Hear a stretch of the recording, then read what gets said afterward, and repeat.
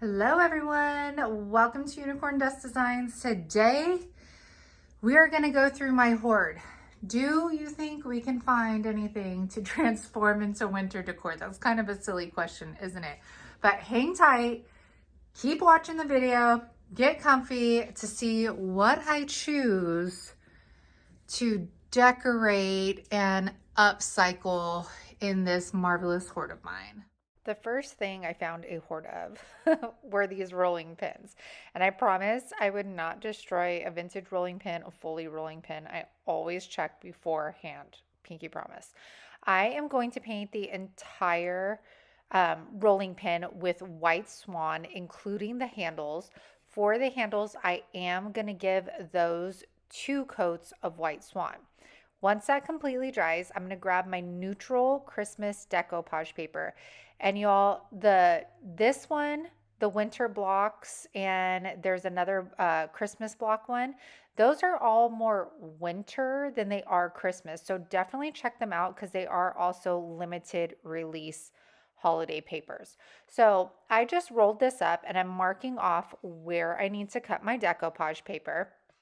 I'm going to cut that down where I need it to be. Now, I didn't want harsh straight lines on the top and bottom. So I ended up taking a wet paintbrush and then lining the top with some water and lightly kind of just like ripping it off, not, too drastic of a change, but I didn't want those sharp lines.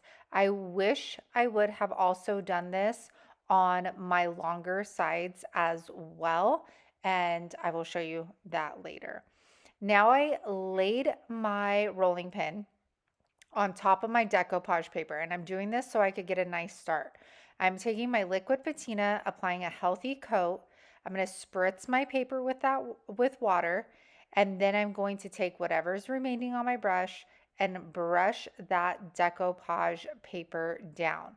Once I know that I have that stuck on there, now I could kind of like move my rolling pin around. So again, we are going to do this in sections. The smaller the sections, I really feel like the easier it is to work with, the less wrinkles you're going to get as well. And I really, really recommend spritzing it with water, especially on a rounded surface like this, because it gives you a little bit more flexibility with that paper. Now, as I came to connect the 2 sides together, I decided I was going to wet the end of it and again, make like more tear marks so it didn't look like such a blunt edge. And this is where I wish I would have done it all the way around because you can see the straight line underneath it from the other straight edge. So I'm going to clear the entire thing with liquid patina since I have it out. So anything I painted, we're going to clear. And once it is completely dry, and I did clear the decoupage paper after it dried on top. So now I'm going to take this burlap ribbon from Walmart. It doesn't have any wire in it, and I did not stick it on with glue. I wanted somebody to have the option of taking the accessories off if it was not their jam. So I'm going to tie this. I'm going to cut the longer tail off. I'm going to grab these beautiful glitter pieces of greenery. I'm not sure where I got these from, and I'm going to hot glue both of them to each side. I'm then going to grab a little pine cone and we are going to stick that right in the middle. And y'all, look at how stinking cute this turned out. So this is how I would display it. I actually brought it up and put it in my kitchen. Actually, all of the pieces I made because they were so pretty. So this is an example of how you can display it in your kitchen, and here is how it looks on its own. So at first I was like, okay, having that big accessory on the top, does it make sense? But I was like, yeah, because if somebody puts it in a crock or a pitcher like I did, then you're going to see that, but you still understand that it is a rolling pin. So you see that did you see that harsh line there? That is what I was talking about. But love the way this turned out. I also did a Halloween one. I'll link that video up above. And y'all, if you have a minute, please press that like button, subscribe, and leave your girl a comment because it helps me out a lot. Okay, I've had one of these like book holder, tablet holders forever. I think once upon a time it had a fall image on it and I sanded it off. So as with most decoupage things, I am going to do a base layer of white swan.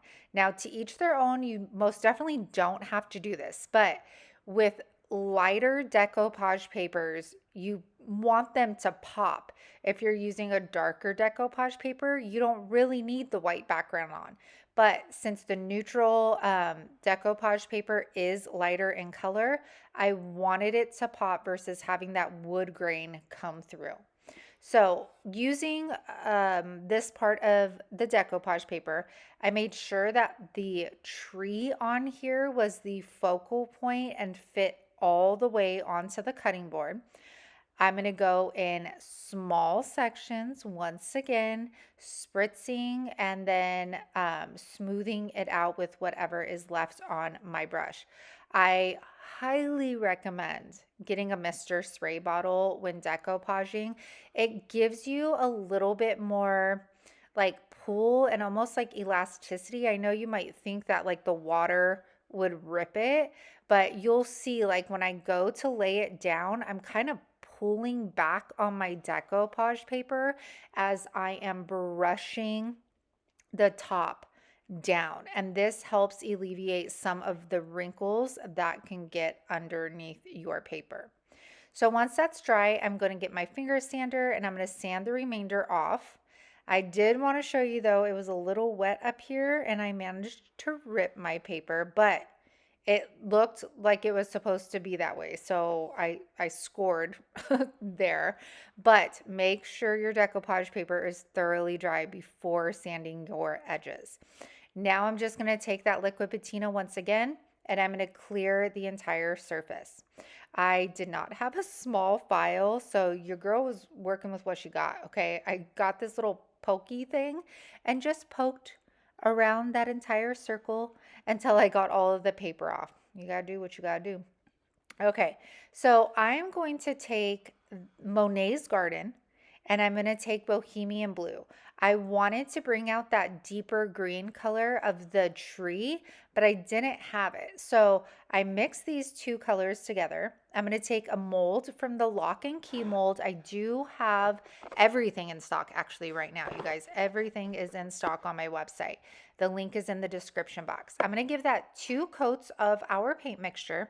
And because DIY paints dry down lighter, I wasn't like quite happy with it. I wanted it to be dark. So I applied liquid patina on there and then I just dabbed the excess off. You can still see that beautiful deep emerald green, but now it's darkened up and I did add gold wax off camera. All right, so I am just going to use my Type Bond wood glue, my hot glue, and we are going to attach that to the bottom of our cutting board. This is a piece that I also added. I will actually post it in the community tab and Instagram. I put this up in my kitchen as well with that picture and then a vintage recipe book my friend Dee sent me. It looks so stinking cute. Look, see, I had the gold wax. It looks too plain without it. Let me know what you guys think about the cutting board down in the comments. And if you have this decoupage paper. All right. So these I've had for a minute and they were $3.99 for the 3 of them. And y'all, when I am feeling better, I want to go to town on these because adding molds to these would, oh my gosh, they would be fire. But I'm doing what I can here. So I have been jonesing to put this bird on something. It is so pretty. So we are going to put it on one of these little signs. So I cut it down to a smaller size and then I was thinking it actually looks really nice against that dark green, but it was a little too rustic of a color for me and I felt like painting it in the color aviary would just make it look a little bit more fancy and upscale. So I did 2 coats all the way around. On the inside, I'm grabbing old school, and this is going to ensure that those letters get covered without putting like 4 to 5 coats of white on there.